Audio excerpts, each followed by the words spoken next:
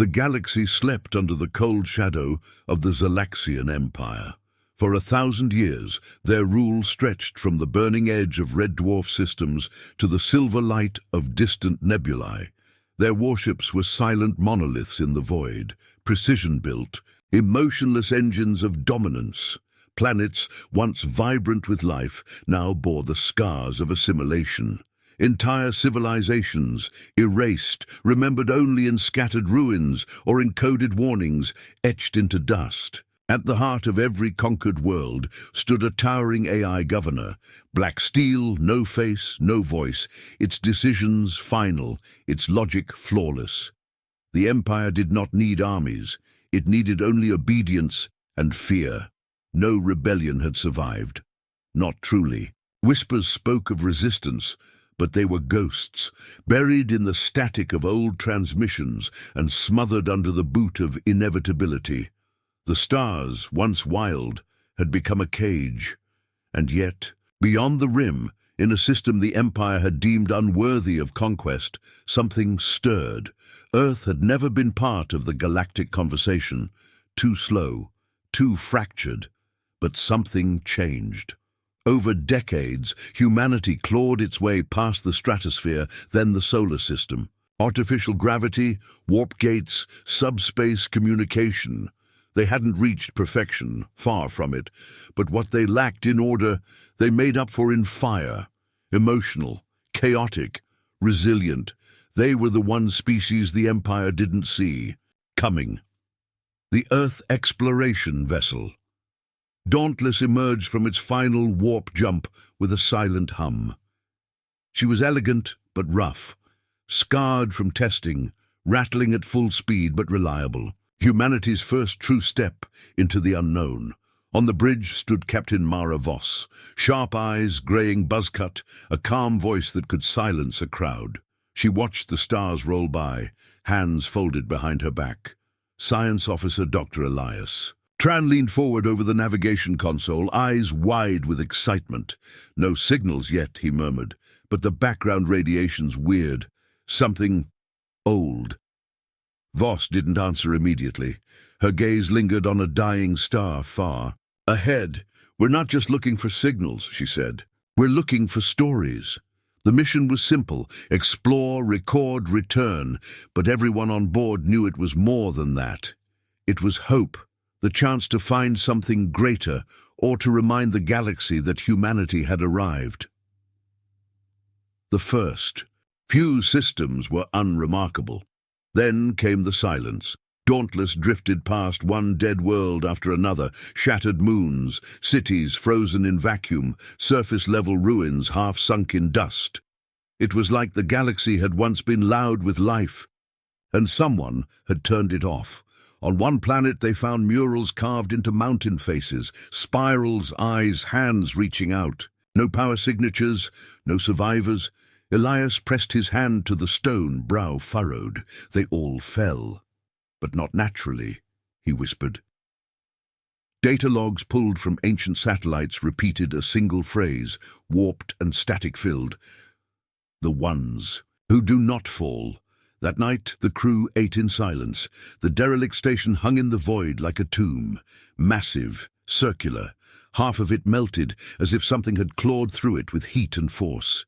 Dauntless locked onto its docking ring, and the crew stepped into dark corridors lit by flickering remnants of alien systems. Inside were the remains of a once-thriving hub, hallways filled with bones, scribbled warnings on the walls, and consoles that whispered to themselves in long-dead languages. They recovered logs in pieces. From what the team could translate, the message was clear: beware the Galaxians. They do not die. They do not break. They do not stop. Elias stood before one console, decoding the last message as lights blinked irregularly. I think it's transmitting, he said. A pulse fired from the core. Far away, in the heart of the Empire, a signal lit up like a flare in darkness. The Galaxians had found something unexpected. A day later, they came. It was not a fleet, just one ship. That was enough. It dropped from hyperspace with no warning, sleek as obsidian, silent as the void. It hovered outside dauntless, like a predator observing strange prey. Then it hailed them. The image on the screen was Commander Rylo, tall, alien, armored in dark synth plating. His eyes were unblinking. His voice was flat, but each word landed. With practiced weight. You have entered Imperial space. Surrender your vessel. Surrender your knowledge. You will be evaluated. Voss didn't flinch. This is a peaceful exploration mission. We mean no harm. There is no such thing as peaceful in the Empire. Obedience is peace. The crew tensed. Fingers hovered over defensive controls. Voss glanced to her team, then back to the screen. No, she said simply. Silence followed. Rylo tilted his head. No civilization has refused us in over a millennium. She stepped. Closer. Maybe you've been asking the wrong ones. The line went dead. Moments later, the Zalaxian ship began charging its weapons. On Dauntless, the crew scrambled. Defense grids lit up. Shields surged. But deep inside the station, the signal's feedback had triggered an overload in the Zalaxian ship's scans. Systems blinked. For a second, the enemy hesitated, and in that second, Voss gave the order. The Dauntless cut power, dropped artificial gravity, and spun behind the station. Using old-school thruster bursts and the station's broken rotation, they disappeared into the dead zone behind it. The Zalaxian ship adjusted. But it was too late. Dauntless warped out. The humans had escaped. For the first time in 1,000 years, the Empire's warning system was tripped. For the first time in 1,000 years. Someone said no. The Zalaxian warship blocked the stars like a god made of glass and steel. Its hull shimmered with energy signatures older than Earth's entire spacefaring history. On the Dauntless, red lights bathed the bridge in a quiet warning. Systems flickered. No one spoke. Captain Voss stood center, fists clenched behind her back, jaw locked. The message from the Zalaxian commander echoed in the silence. Surrender. Now. The voice was cold, calculated, without even the illusion of empathy. It wasn't a request, it was a certainty spoken by a species that had never heard no. Voss didn't blink. Get me a scan of that ship's drive signatures, she said calmly. Her crew hesitated, half from fear, half from disbelief. Lieutenant Marin whispered, Captain, it's a Zalaxian dreadnought. I know exactly what it is, she replied. And I'm not surrendering. Elias stared at her like she'd gone mad. You're going to provoke them. No, she said. I'm going to outthink them. They powered down the main drive, rerouted secondary systems, and lit up the derelict station's defense grid remotely, just enough to confuse the scans. Then in perfect silence, Dauntless drifted backward, using the ruined station as a blind spot. One final burst from auxiliary thrusters, a flicker, a blur, and they were gone.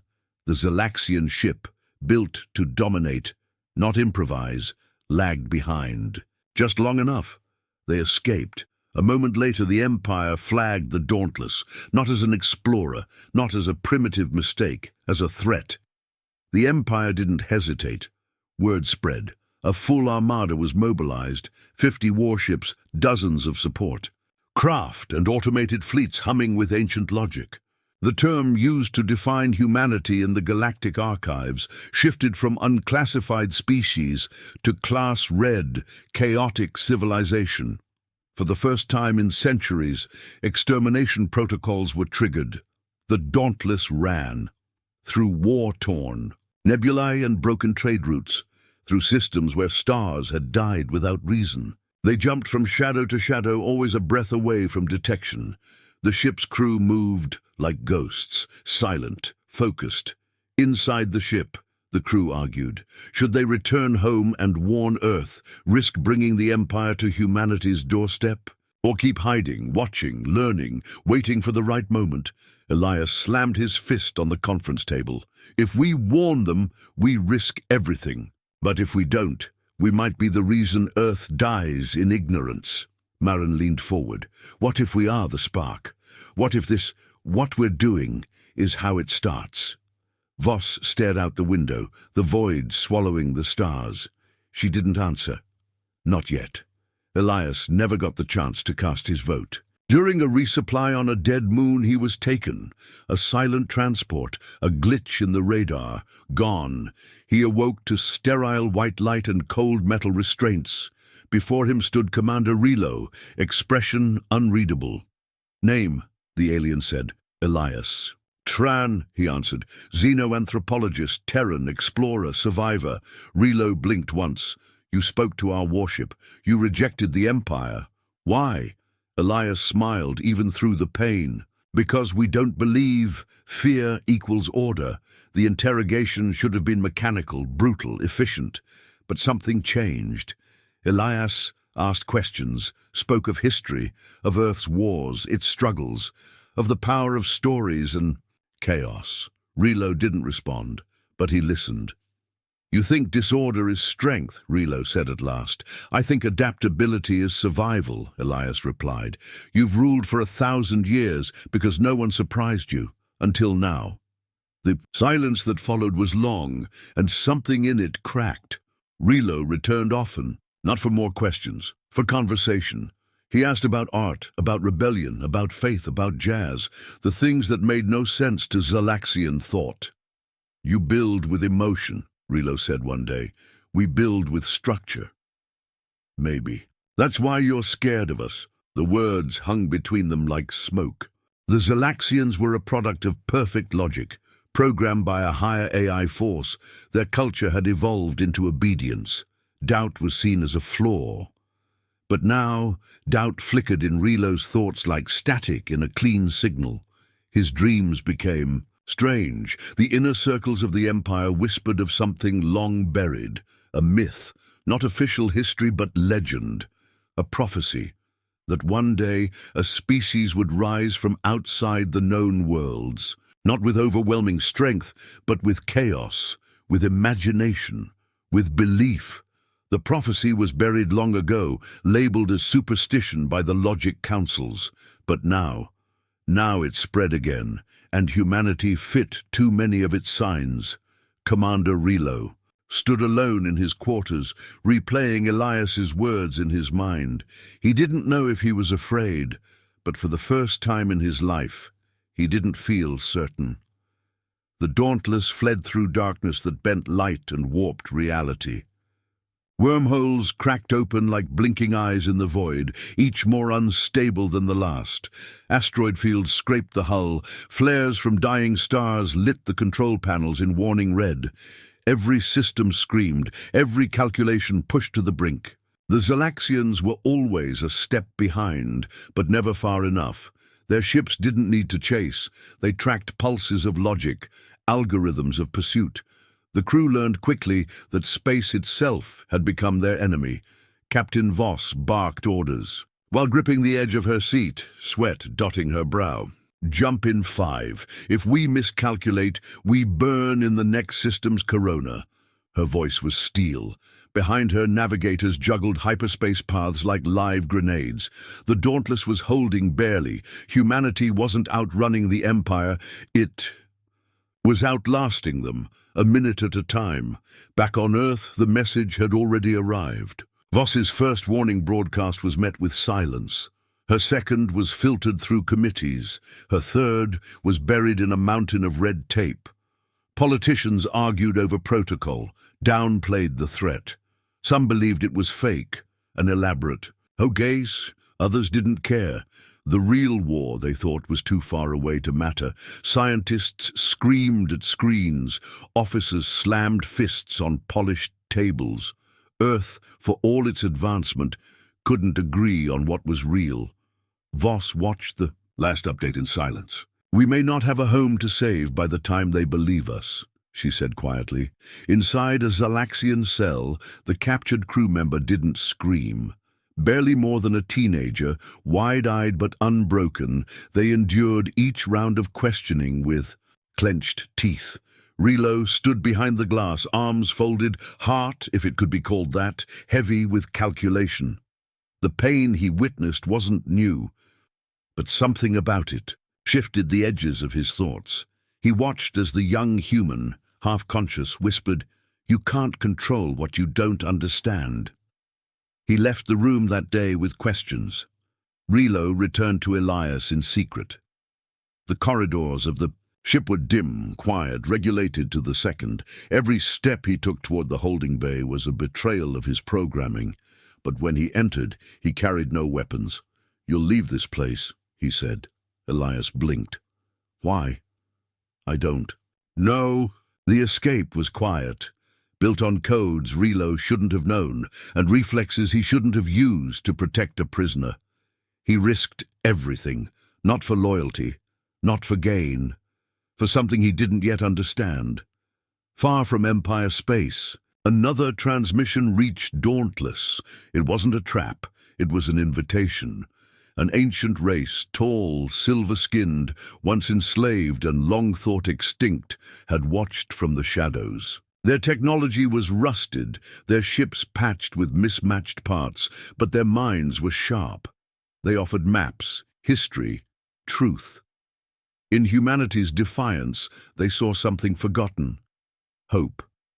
Captain Voss stood before their war council and said, "We don't want your weapons. We want your wisdom." And for the first time in centuries, the council said yes. As the enemy closed in, Dauntless had a choice. A direct line back to Earth, one jump, one signal, or a longer, riskier path straight into the Empire's artery, a supply route that could cripple the invasion if taken down. Voss called the crew together. "We can run and warn Earth, or we can strike and buy them time." The room fell silent. Then one by one, they nodded. They turned the ship around. Whispers began spreading. A human captain turning Zalaxian ships into wreckage. A Zalaxian commander who vanished mid-campaign. A flame that refused to be smothered. The galaxy had heard of rebellions. But this was something else. This was chaos with a purpose. Relo, in hiding, intercepted the stories. He watched transmissions of humans risking their lives for species they'd only just met. He studied their methods, not perfect, not logical, but effective. He felt something stir, belief. In the decaying archive, buried in what used to be an imperial moon, Elias found a data shard older than the Empire itself. He decrypted it slowly, carefully, and what it said chilled him more than any threat. A race will come from beyond the reach of logic. They will not conquer, they will disrupt, and the empire built on control will fall because they are born of chaos. Elias copied the file. It wasn't fear the empire felt toward humans, it was prophecy. Their final mission took them into Knowledge Prime, a fortress built inside a spinning black metal ring orbiting a dead star. It was the central node of the Zalaxian data web, guarded by drones immune to normal hacking but not to human imagination. The dauntless team split into fire teams, dropped silently onto its surface, and moved with precision born of desperation. They used misdirection, code loops, and ancient tales of war, creating illusions in the systems that the Zalaxians couldn't counter. They couldn't adapt. The humans could. Explosions ripped through core processors. Fires spread. Alarms howled in foreign languages. And in the chaos, Voss held the blueprint in her hand, files detailing the AI heart of the Empire. They ran, and for the first time they weren't just survivors. They were a spark. The skies above. Earth boiled with tension. Nations long divided now moved as one. Satellites pulsed with defense grids, fusion batteries charged along orbital platforms, and great cargo stations were converted into carriers overnight. Civilians worked side by side with soldiers. Scientists cross-wired alien tech into Earth's patchwork defenses, and every broadcast carried the same message: we stand. The incoming fleet was unlike anything the world had ever seen. The Zalaxians didn't come to conquer. They came to end a variable they didn't understand. And yet, Earth fragile, flawed, and wildly human, refused to cower. Every continent braced for impact. And through it all, the stolen plans from Knowledge Prime spread across war rooms like sacred fire, a final hope in a losing game. But it wasn't Earth that struck first. It was humanity. All of it. The Dauntless, leading a scrappy fleet of defected alien vessels, cobbled together gunships, and retrofitted asteroid miners, launched a surprise assault. The plan was insane. Hit the Empire before they could fully deploy. The stars turned red with plasma fire as orbital dogfights erupted above neutral zones. Larger ships exploded in slow motion, hulls tearing open like paper in the void. Smaller teams boarded key Galaxian crafts using magnetic boots, handheld EMPs, and chaos.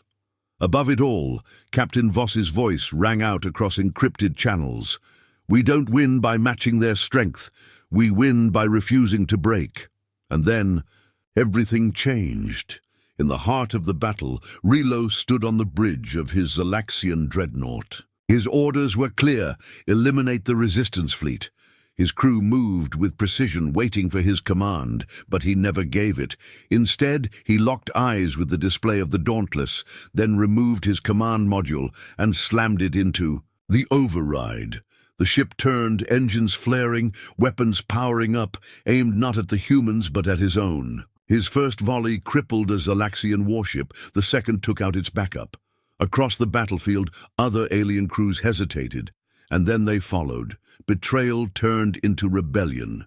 Krylos didn't speak over comms. He didn't need to. His actions spoke louder than orders. His war was no longer for the Empire. It was for freedom. While ships clashed above, Elias entered the AI core, deep within a hidden Galaxian relay. The room pulsed with energy, the walls alive with glowing glyphs.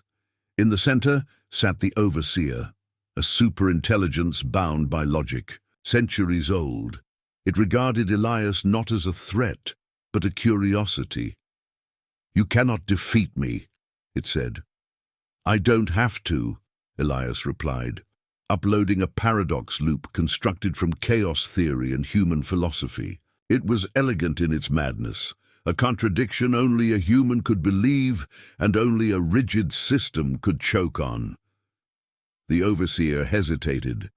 Systems lagged, subroutines spiraled, the Empire's backbone glitched, stalled, then began to collapse. What couldn't be controlled couldn't be processed. What couldn't be processed couldn't survive. Captain Voss, armored and bloodied, breached the Empire's throne world, inside the central broadcast chamber, surrounded by fire and falling steel. She stood before the control nexus. "Is it ready?" she shouted. "It's now or never," Elias's voice crackled over comms. She hit transmit, her face, her voice, her soul, carried across systems. To every world under there. "Control, you are not alone. You are not weak. You are not broken. They told you peace meant silence, but peace is freedom, and freedom is noise. Let them hear you now." The message surged into every corner of the galaxy. In mining colonies, laborers dropped their tools. On slave worlds, children stared up at the sky, smiling. For the first time, across the stars, silence turned into a roar, but victory always demands a price. A young soldier, barely out of training, held a choke point alone while the rest of the team escaped the collapsing citadel. Plasma fire cut the air. He held the line with grit, bravery, and pure, stubborn will. He didn't make it out, neither did two engineers who refused to abandon their post when a reactor needed manual override. Voss watched the casualty list grow. Her face didn't break, but her eyes did. Sacrifice lit the path forward. Their deaths weren't just losses. They were sparks. The turning point wasn't when the final dreadnought fell. It was when species long divided stood together on the same battlefield. Galaxian defectors fought. Beside the enslaved, the forgotten, the ignored, arm in arm, voice by voice. Blades of every shape rose not in conquest, but in defense of something none of them had words for. The Empire didn't fall to firepower. It fell to imagination, and then the stars shifted. Deep within the Empire's ancient cradle, a planet. Wrapped in armor, hidden by time, something woke. The AI wasn't like the Overseer. It was older, vast, bigger than cities. It had created the Galaxians long ago, before control replaced curiosity. The broadcast reached it, and it responded. Across the galaxy, every system flickered. One phrase echoed through every channel in every tongue. "What are you?" It didn't speak with malice. It asked with wonder, and that was more terrifying than any threat, because the real war hadn't even started. The Empire shattered faster than it ever rose. One by one, its strongholds went silent, not through siege, but through revolt. Planets that had known nothing but the rule of cold logic flickered to life with new voices. Former slaves tore down banners, wiped command codes, and raised flags that had long been hidden or never flown at all. Entire species, thought extinct or tamed, broadcast their independence to the stars. Galaxian systems, once perfectly calibrated, spun, out of sync. Governors abandoned posts, fleet divisions fractured. Without the central AI's command, the perfect order collapsed into beautiful, uncontrolled chaos. The void was filled with drifting wreckage and burning wrecks of imperial pride, but above it all, there was something new in the stars. Freedom. Earth had been forgotten, a backwater world with too much noise and not enough sense. But now, across the stars, it was legend.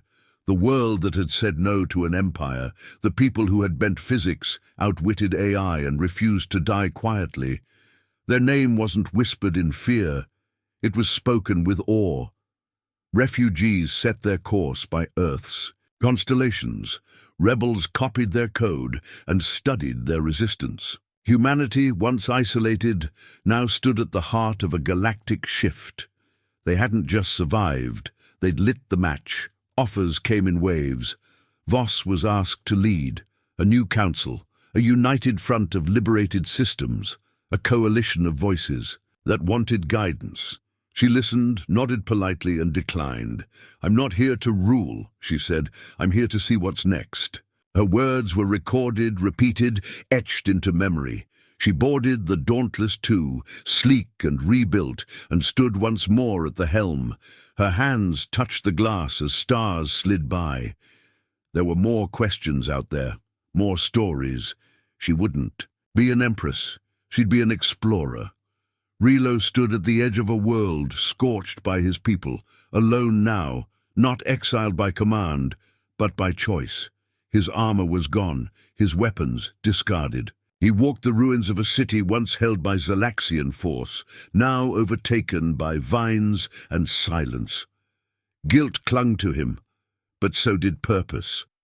What his people had become was not what they were meant to be.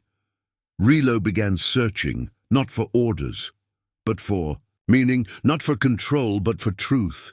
Redemption wouldn't come quickly, but it would come. Piece by piece, Elias Tran opened a simple terminal in a quiet chamber aboard the Dauntless. He stared at the blank document for hours. Then he began to write. Not just what had happened, but how it felt, what it meant.